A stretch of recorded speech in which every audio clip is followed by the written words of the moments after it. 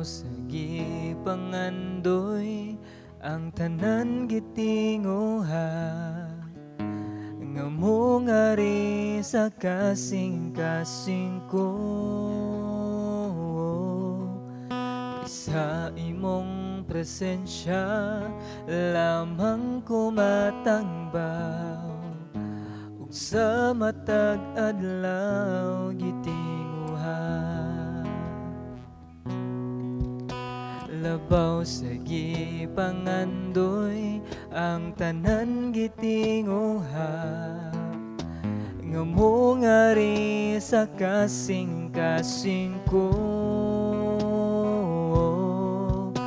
Kaysa imong presensya lamang ko matangbaw, ug sa matag adlaw gitinguha. Sa presensya mo, sa presensya mo may kaayuhan. Sa presensya mo kasiguruhan. Sa presensya mo adunay kalipay.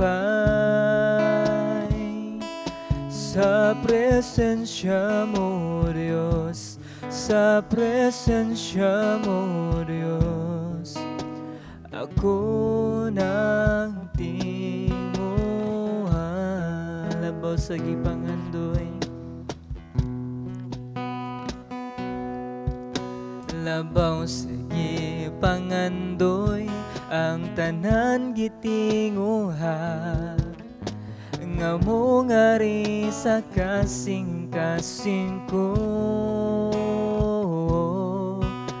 Kaysa imong presensya lamang ko matangbaw, ug sa matag adlaw gitinguha. Sa presensya mo may kaayuhan. Sa presensya mo kasiguruhan. Sa presensya mo adunay kalipay. Sa presensya mo, Diyos, sa presensya mo, Diyos, ako nagtinguha.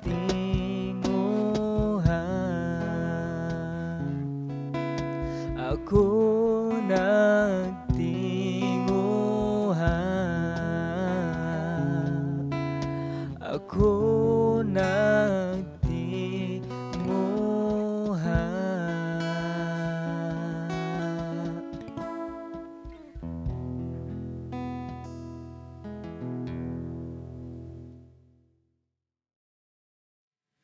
Kani bang mga batan-on nga lalaki nga usahay kani makakita sila og babae tapos musitsit din, "Psst, I love you."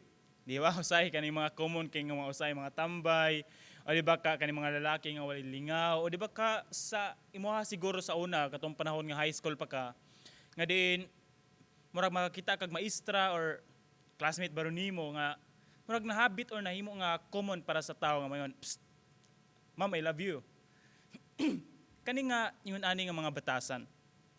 Kung ato siyang tanawon, naabay kabug-aton ang ilang pagsulti ato. Ang mayon tag word nga paghigugma or mayon tag pulong nga sa English nga kanunay ginagamit is kaning word nga I love you.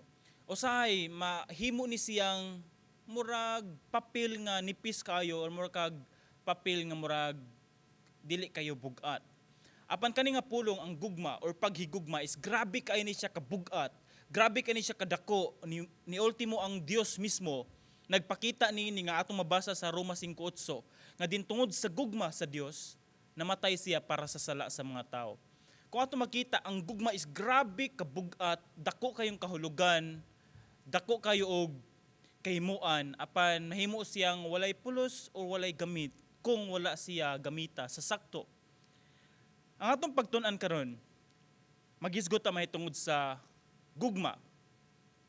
And then atong tan-awon na matag-usa sa atong kaugalingon hilabi na gayud sa atong matag usa ka relasyon ngadto sa uban, if tinuod ba gayud nga naatay gugma o di ba ka tinuod ba gayud nga nagatimanta sa ilaha, tinuod ba gayud nga naatay kasakit para sa ilaha, tinuod ba gayud o di ba ka naalang na sila sa pagangan nga nahigugma bata or nagamit lang sila. Aron tanawon diri ang mensahe sa Dios nga sa libro sa unang Korinto, kapitulo 13,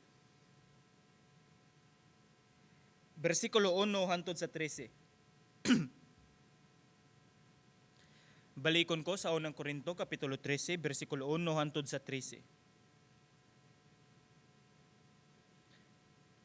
Ang pulong sa Dios nagaingon, versikulo 1, mahimo nga makasulti ako sa pinulungan sa mga tao ug bisan sa mga anghel, apan kung wala ako'y gugma, samara ako sa saba nga agong ug sa piyang-piyang nga nagtagingting.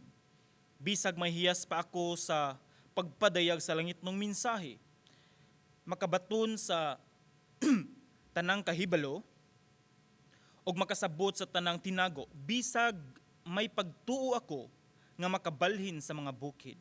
Apan kung wala ako'y gugma, wala ako'y kapuslanan.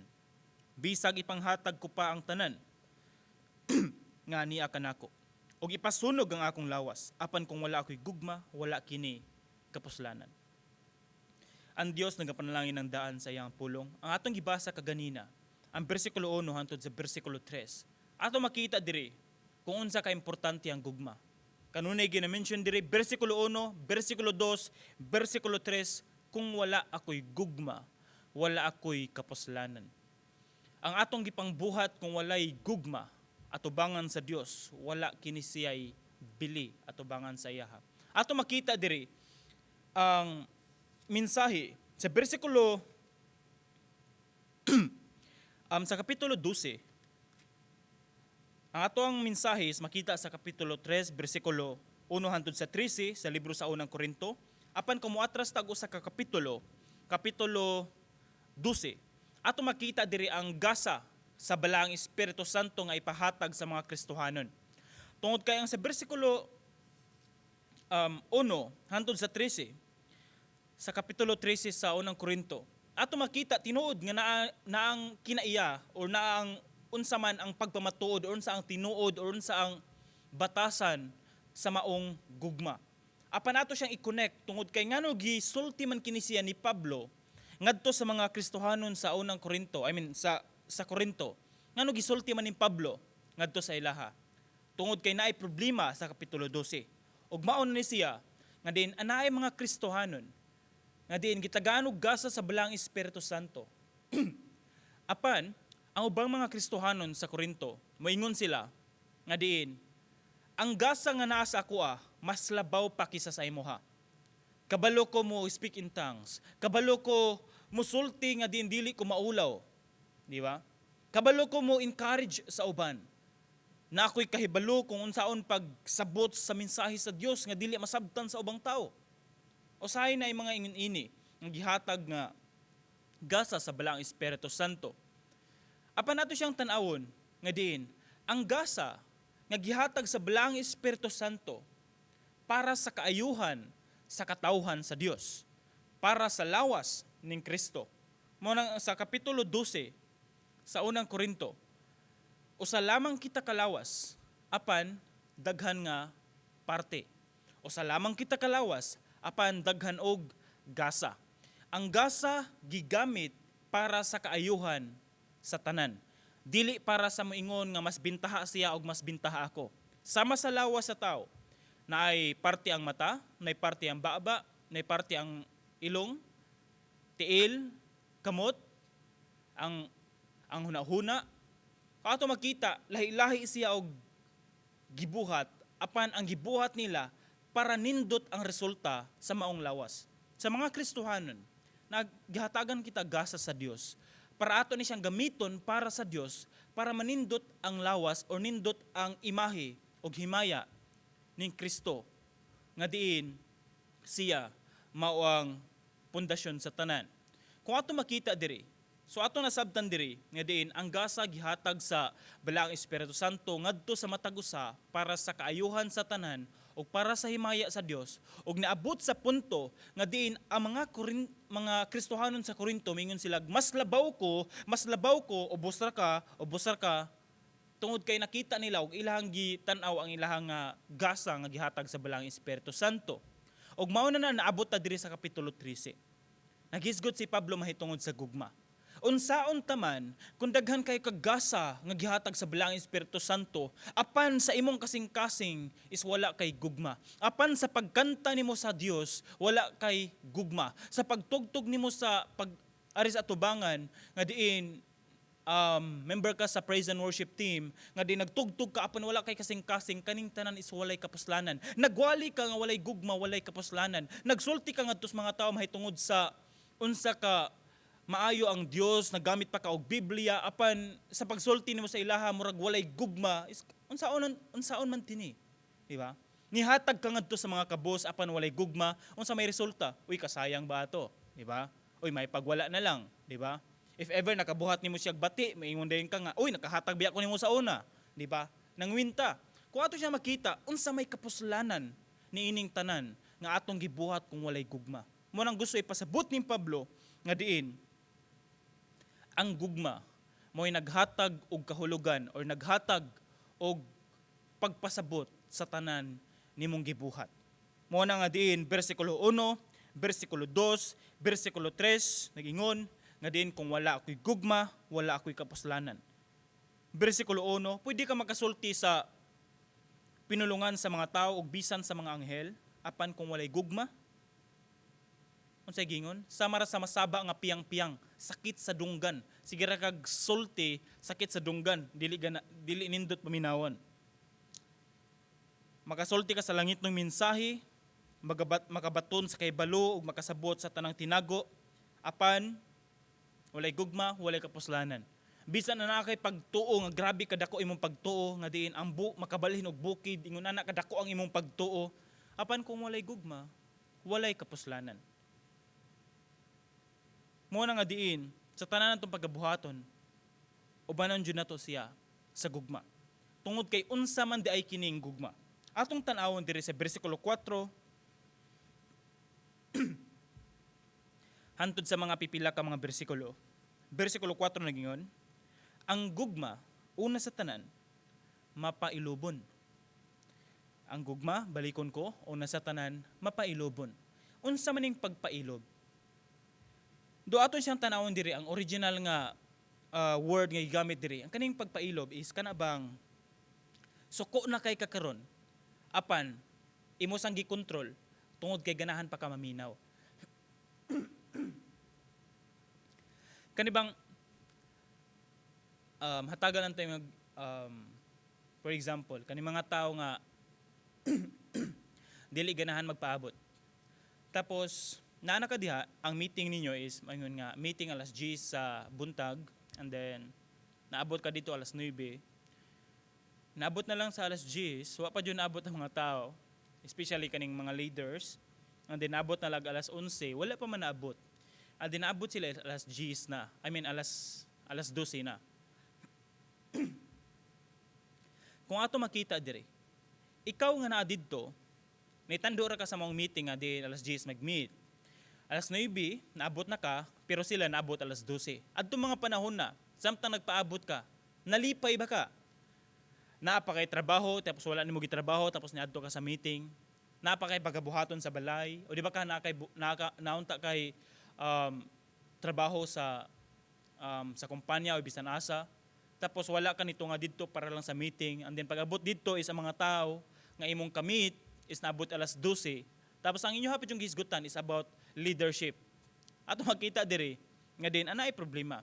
Sa imong kasing-kasing siguro dito is pwede ka makasulti og bati nga din kaya ba ni nila maabot oy naunsa naman ni sila like ingon ana. Oh, mag-meeting pa tag leadership tapos una sa tanan first meeting pa lang wala na sila naabot. Batasan pa nag-leaders like pwede ka makasultig mga ingon ani nga pinulungan, di ba? Apan ang unsay giingon diri ang pagpailob. Mao ni siya ang pagpailob. Ang pagpailob is or makaingon ta nga murag sayon siya pagabuhaton pero maabot sa punto nga din lisod siya i-apply.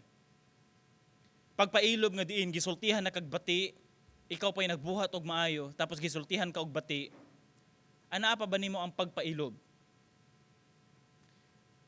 Sa mga Kristohanon sa Korinto, gusto ipasabot ni Pablo nga din ana ang pagpailob sa matag usa. Walay pagpahitas ay nga maingon nga mas labaw ka kaysa niya, kundi magpaubos ka, magpailob ka na mga tao nga mosulti og bati nimo, pagpailob lang, ayaw sukli ang mga tao nga gamay lang kay nga rason nga diin murag dili na makita ang Dios sa imong kinabuhi tungod sa imong sinultihan. Kaya usahay na yung mga Kristohanon, sige agtog simba, atin Bible study, atin prayer meeting, tapos ang baba kung agto sa gawas, labaw pa sa mga unbeliever. Nga murag, bisan unsa na lang, murag rapper nga, bisan unsa na lang ipangsulti, mga lamas sa kinabuhi. Hinaot nga din dili ingon ana. Balikon ko ang gugma una sa tanan, mapailobon. Panduha, ang gugma, maluluyon. Maing kag maluluyon. Kani bang mubati ka og simpatiya sa uban. Pero kung ato siyang tanawon diri, ang pulong ay gamit sa original nga word diri nga dapita. Actually is ang pag-apply siya sa kaning pagpailob or ang pag-apply or pag-aplikar sa kaning pagpailob. So ato makita diri nga diin nasayod ka sa pagpailob, mapailobon nga kasing-kasing, tungod sa gugma nagpailob ka, and then imong giaplikar ang pagpailob sa imong kinabuhi ni maski na mga tawo nga mosulti nimo bati, nagpailob ka nga diin imong gitugutan nga ang Dios maoy magbuhat or ang Dios mao'y nagkontrol sa tanan ug na maoning puntuha nga nibati ka og kaluoy para sa ilaha nganuman tungod kay ikaw magud ang nasayod sa kamatuoran tapos ang mga tao is wala sila nasayod sa kamatuoran, wala sila totally nga nakaila sa Dios, so mubati kag kaluoy sa ilaha tungod kay ikaw mao'y nasayod sa kamatuoran, mubati kag kaluoy sa mga tao nga wala nakakita sa kamatuoran. Apan subo lang siguro pamalandungon tungod kay daghan sa mga Kristohanon nga mo kontra jud sa mga tao nga hilabi na gayod kaning mga tao nga walay Ginoo sa ilang kinabuhi, and then musulti siya bati sa imuha tapos ikaw pod mismo nga Kristohanon di pod ka palupig nga musulti pod kag bati sa ilaha, murag asa naman ang kaluoy.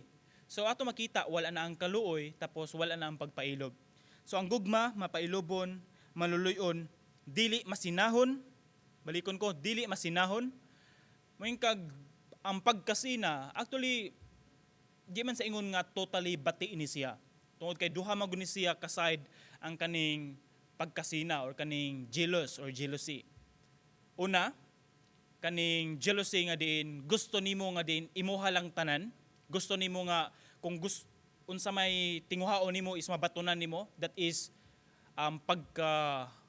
pagkahakog o kaning selfish o kaning greediness nga din gusto lang ka ako ani maski sa butang na sa imong silingan gusto jud ka nga imuha na nga din murabag sa punto nga din sa panahon sa Odette nga nawagtang ang atop sa mga balay tapos naabot sa punto nga din duha ka adlaw ang miagi tapos ang atop sa imong balay bag-o na tungod kay atop dayto sa silingan. Ato makita diri nga kanibang gusto na tong ako lang.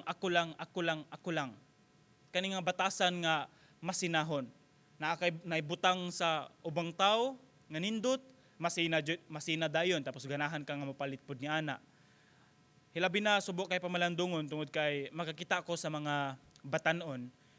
Hilabi na ilahang nga ginikanan nagantos sa kinabuhi like makaingon ta nga ilang ginikanan is moingon tag okay lang ang sweldo sa panarbaho like kanang minimum wage lang. Tapos naay batanon nga anak nga diin makakita sa iyang mga classmate nga nindot kayo ang mga gamit, gadgets ingon ana. Tapos iyang pangayuan ang iyang ginikanan nga maglisod taon. Tapos if dili mahatag sa ginikanan tungod kay siyempre unahon gid ang kaning pagkaon or mga unang panginahanglanon. Kanang gadgets okay raman. Do ang batanon na nagoy gadget daan pero gusto gid siya katong mahal jud kaayo nga dili man gani ma-afford sa ginikanan. Tapos if dili mahatag sa ginikanan, awa na masoko dayon ang anak ngadtos ginikanan nga ingon ana jud mong ginikanan na maugid mo maugid ni. Dapat atong masabtan ang sitwasyon. Unsa man ni siya? Gikinahanglan ba jud to nimo ang katong mahal kay nga gadget o di ba ka nasina lang ka tungod sa butang sa uban? Og mao na siya. Ang kaning pagkasina sa mga butang sa uban, anhin ni siya mogikan nga din gusto ka nga ako ani mabatunan ni nako tapos kung dili mahatag is malain dayon. So mao ni siya ang gusto ipasabot sa Dios. Okay raman nga din masina ta sa kaning ang term nga gigamit sa English is jealous. Pero ang word nga gigamit jud diri ang kaning pagkasina is kaning envy or envious. So ato makita diri nga God is a jealous God. Ang Ginoo pod is magselos man siya. Ano siya magselos ang Dios. Hilabi na gayud katong mga katawhan sa Dios, mga piniling katawhan sa Dios, nagsimba na og mga Dios ug wala na nag-alagad sa tinuod nga Dios. Ang Dios magsilo siya. Masina siya tungod kay ang kaning pagkaselos. Nindot ni siya kung imo siyang maaplikar sa pagprotekta kung unsay imuha. Agbalikon ko, pagprotekta kung unsay imuha. Ang Dios gusto niya protektahan ang mga tao nga para sa iyaha. Tungod kay nasayod siya nga kung kining mga tawhana nisimba sa mga Dios, nisimba sa dili matuod nga Dios, og nibiya sa tinuod nga Dios, nasayod ang Dios kung asa sila paingon. Magsilos ang Dios nga diin gusto ang Dios nga ang mga tao musimba sa iyaha. Tungod kay ang Dios nasayod mismo sa kaayuhan, sa katawhan. Mo na nga diin ang pagkasina kung atong tanawon is hilabi na gayud sa mga Kristohanon sa Corinto. Naabot sa punto nga diin murag nakita sa ubang mga Kristohanon nga mas nindot ni siya og gasa sa balang Espiritu Santo, kani mas daghan, kani mas nindot ni siya. Andi naabot sa punto nga nasina na ang Kristohanon. Ako wala mo koy gasa nga gihatag sa Ginoo. Aari lang ko sa kilid, magpadaplin lang ko, kamo lang sa diha. Wa na. Ang pagkasina mo ay nagtukmod nimo nga dili na ka mahimo nga epektibo sa buluhaton sa Dios. Mao na nga diin ang kaning pagkasina ato ni siyang tanawon nga diin tungod sa gugma. Ayaw taon isipa nga diin kung nindot ang talento sa uban o nindot ang gasa nga gihatag sa Dios ngadto sa uban, masina ka. No. Paglipay or kalipay para sa ilaha nga diin ang kanang gasa nga gihatag sa Dios sa ilaha, ilang gigamit para sa kahimayaan sa Ginoo. Kalipay uban sa ilaha. Ayaw kasina tungod kay nindot ang nahitabo sa ilaha. Ang gugma dili kini masinahon og dili tigpanghambog. Kung naa kay gasa sa balang Espiritu Santo, gihatag sa balang Espiritu Santo, gamita ka na siya para sa kaayuhan sa tanan ug para sa himaya sa Dios. Ayaw sig ingon nga maayo na kay ko, bintahan na kay ko ani nga murag imong tan-awon ng uban nga mas ubos tungod kay mas labaw ka. Dili ingon ana. Ang gugma dili mapahitas-on o dili bastos. Ang kaning gigamit ato nga mapahitas-on o kaning bastos, ato lang siyang gamiton og kaning pulo nga murabag dili makita nga Kristohanon. Kani bang nay mga tao nga mosulti og bati tapos ang buhaton pod sa Kristohanon is mosulti pog bati ngadto sa uban. So kani bang unbecoming or kaning dili makita nga Kristohanon tungod kay una sa tanan mapailobo na ta, nasabtan na to nga din maluuti sa ilaha tungod kay wala silang sayod sa kamatuoran. Din nasabtan na to nga din dili ta masina sa ilaha, dili ta masig panghambog kung unsay nabaton na nato sa atong kinabuhi. Ang ato makita nga diin mao kini dili pud ta bastos atubangan sa mga tao. Pasabot nga na kung Kristohanon ta maglakaw tang Kristohanon.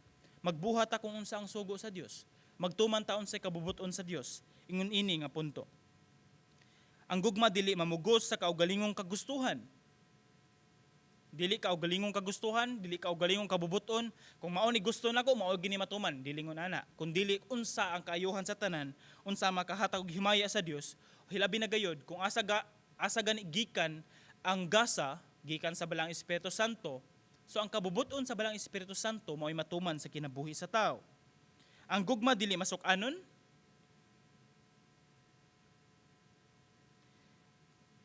Ang gugma dili masuk-anon o madinumtanon. Anaa pa bata niini mga Kristohanon? Nga din magdumot ta sa uban. Ang gugma dili malipay sa daotan kun dili sa kamatuoran. Ang gugma mopailob, mutuo, mulaom og mulahutay gayod. So ato makita diri, mao ni siya ang kinaiya sa gugma. Kinaiya sa gugma nga diin kinahanglan nato i-aplikar sa tagsa-tagsa nato ka kinabuhi. Mapailobon, dili madumtanon, dili mamugos sa kaugalingong kagustuhan, dili malipay sa dautan, dili masinahon, dili tigpakaron ingnon, dili tigpanghambog, kundi kanibang kabaluta mulahutay, kabaluta mo pailob, kabaluta mulaom, kabalo kita mosabot sa uban, maluoy sa uban, mao ni siya ang tinuod nga gugma. Sa tanan natong pagabuhaton, atong apilon kanunay ang kaning gugma nga gihatag sa Dios sa atoa. Nganuman, tungod kay kung moingon ganitag mawagtang nga kini siyang gugma diri sa ato ang kinabuhi, anhin na ni siya magsugod ang tanan nga ginadili sa gugma. Subo man or mayon tag sakit pamalandungon nga dagan sa mga Kristohanon, mapakyas kita ni ini nga klase sa kinaiya sa gugma. Apan unsa may dapat ato nga solusyon ni ining tanan? Ang kani nga gugma nga atong ginahisgutan, dili ni siya gugma nga makita sa tao nga maningkamot siya nga makabaton siya ang ani nga gugma. Ang kani nga gugma nga atong ginahisgutan karon, gugma nga makita diha sa Dios. Gugma nga mabatunan diha sa Dios. So kung nagtinguha ka nga ini nga klase nga gugma, pangitaa kini nga gugma diha sa Dios, ayaw sa imong kaugalingon nga maningkamot ka as if nga makuha ni nimo. No, dili.